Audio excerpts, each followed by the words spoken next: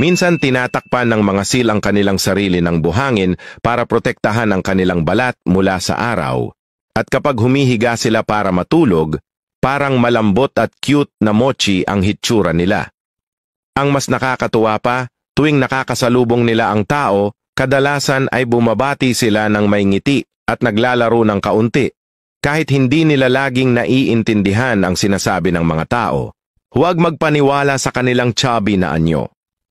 Ang makapal nilang layer ng blubber ay nagpapahintulot sa kanila na madaling lumutang, tumayo sa tubig, at kahit makatulog ng payapa habang umaagos sa dagat. Pero mag-ingat, kung bigla mo silang gigisingin, maaaring magbuhos sila ng tubig bilang tanda ng inis. Dahil sa kanilang maamo at magiliw na ugali, madalas silang tinatawag na mga tuta ng dagat. Ang kanilang mga huni ay katulad ng masayang tahol ng aso at kapag hinahawakan mo, parang pinipisil mo ang isang malambot at springy na bagay sa lupa. Ang kanilang maiikling palikpik ay nagbibigay sa kanila ng adorably clumsy na hitsura. Pero kapag pumasok sila sa tubig, nagiging maliliit na akrobatikong mandaragit sila. Kapag naiinip, naglalaro at nagkakatuwaan silang parang nasa siso. At kapag sabik, pinapalo nila ang kanilang tiyan ng may kagalakan, parang malalaking sanggol na nag-e-enjoy sa laro.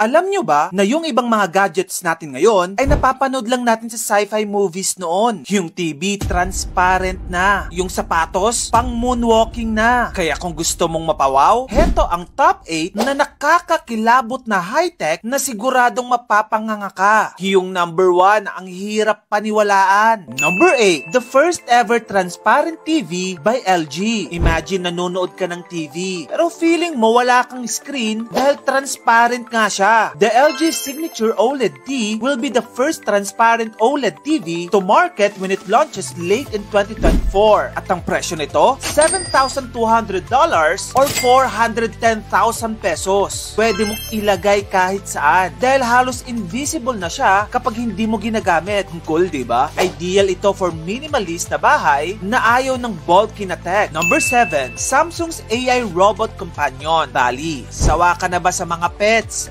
Sa mga pusa, well, Meet Bali, ang AI robot na sobrang cute. It was first released in 2020 at muling nagbalik in an upgraded version ngayong 2024. Imagine para itong virtual assistant in real life na magpapaalala ng mga errands at mga appointments mo for the day. Nakikipag-interact din ito ng parang tunay na tao. Pero magkano nga ba ito? Ang presyo? 300,000 pesos. Imaginein mo yon, a robot na parang aso pero high-tech. Grabe, no? Number 6, HP's first foldable laptop. Ang HP Spectre foldable laptop ay parang nasa tablet o laptop mode ka sa isang snap lang. Na-release ito noong October 2023 at ito ay nagkakahalaga ng $4,999 o humigit kumulang 287,000 pesos. Imagine having a 17-inch touchscreen display na pwede mong i-bend at gawing 2 screens in 1. Kaya kung productivity at portability ang hanap mo, pwede ito sa'yo. Number 5, Holoconics AI-powered holograms. Speaking of holograms, meet HoloConnex. Ito ay isang AI-powered hologram na parang nagte-teleport ang kausap mo. Nag-launch ito this year at nasa 1.2 million pesos ang presyo kada setup. Perfect for high-tech meetings o kahit na mga virtual concerts. Imagine may kausap ka na hologram right in front of you. Naku, parang Star Wars lang. Number 4, the first ever transparent LED screen by Samsung. Syempre, magpapahuli ba naman ang Samsung? Inilabas nila ang unang transparent LED screen nila na pwede sa gaming, presentations, events, or even home entertainment. Ang estimated price nito ay nakakalulang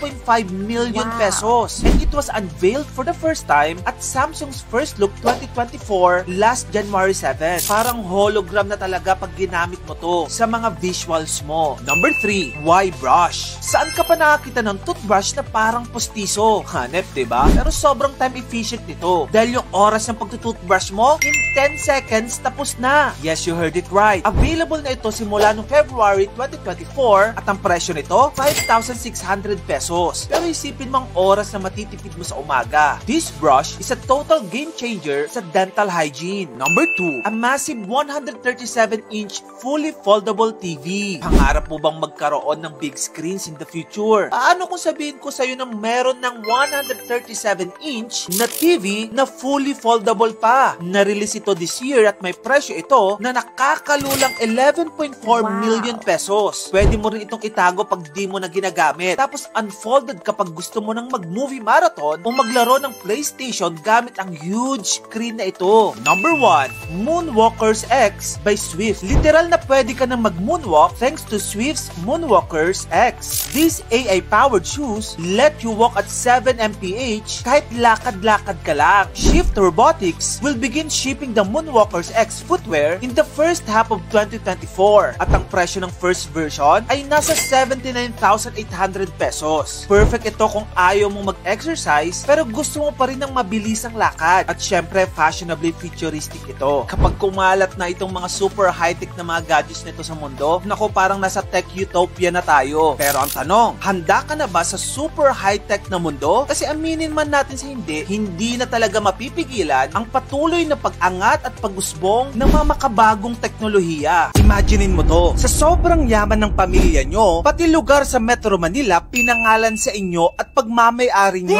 Yan ang Ortigas family. The powerhouse name behind Ortigas Center, a business hub that's part of our country's history and legacy. Isang lugar na nagko-contribute ng trilyon worth na pera sa Pilipinas. Spoiler alert, hindi sila galing sa mayamang pamilya. Nanggaling sila sa mahirap na pamilya noon. Kaya naman alamin natin ang kanilang buong kwento at sagutin kung gaano nga ba sila kayaman. Nako, kumapit ka dahil malulula ka.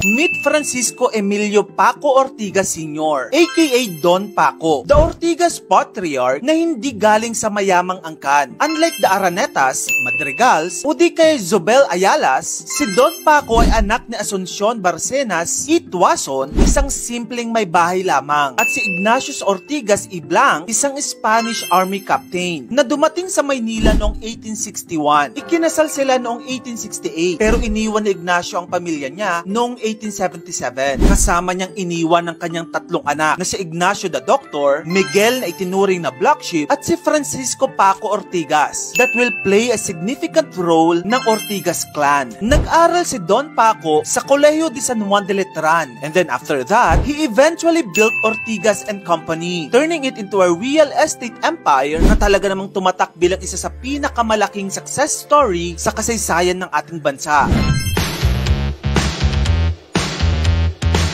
Katulad ng old school Manila families like Aranetas and Zobel Ayalas, nakita ni Don Paco ang potensyal ng Hacienda de Mandaluyong, isang 4,033 hectare na lupain ng Agustinian Friars na sumasaklaw sa Mandaluyong, San Juan, Pasig at bahagi ng Quezon City. At sa paglipas ng panahon, pinalawak pa ang partnership with Don Paco as the leader kasama sina Vicente Madrigal, Senate President Manuel L. Quezon at iba pang bigating pangalan.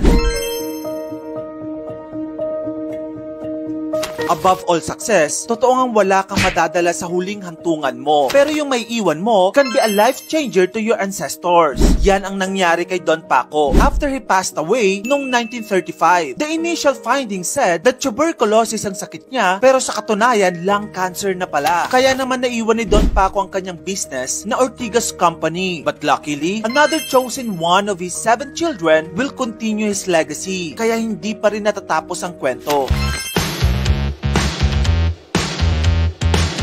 Sa murang edad, ang anak niya si Francisco Paquito Ortigas Jr. ang pumalit bilang chairman ng Ortigas and Company. He was only 30 years old. Pero wag mag-alala, dahil namanan ni Paquito ang leadership skills ng kanyang ama. Dahil sa pressure ng pagiging anak ni Don Paco, Paquito pushed himself even harder, marking his mark in both business and philanthropy. Siya ang utak sa likod ng modern Ortigas Center, turning Hacienda Mandaluyong from empty land into business and residential powerhouse we know today. As of now, Mindanao, ang Ortigas Center ay isang thriving hub ng retail at commerce. Ito ay tahanan ng malalaking malls tulad ng SM Mega Mall, Robinson's Galleria, The Podium, Green Hills Shopping Center at EDSA Shangri-La Plaza. Kaya tinawag na Mall Capital of the Philippines ang Ortigas Center. Pero hindi lang yan, nakabase din dito ang mga offices ng top corporations tulad ng Jollibee, Robinsons, Lopez Group at San Miguel, making it one of Southeast Asia's busiest financial districts. All thanks to Paquito Ortigas.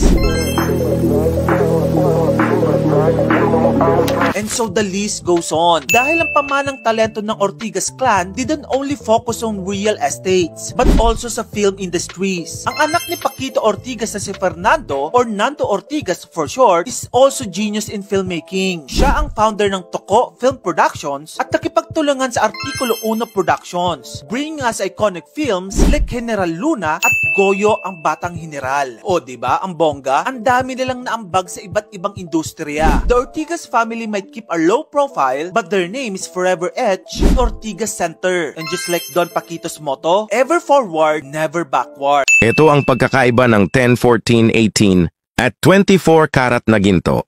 Sa unang garapon, may halong 42% ginto at 58% pilak. Kapag ito'y tinunaw, nagiging 10 karat gold. Sa pangalawang garapon, may 58% ginto at 42% pilak na nagiging 14 karat gold.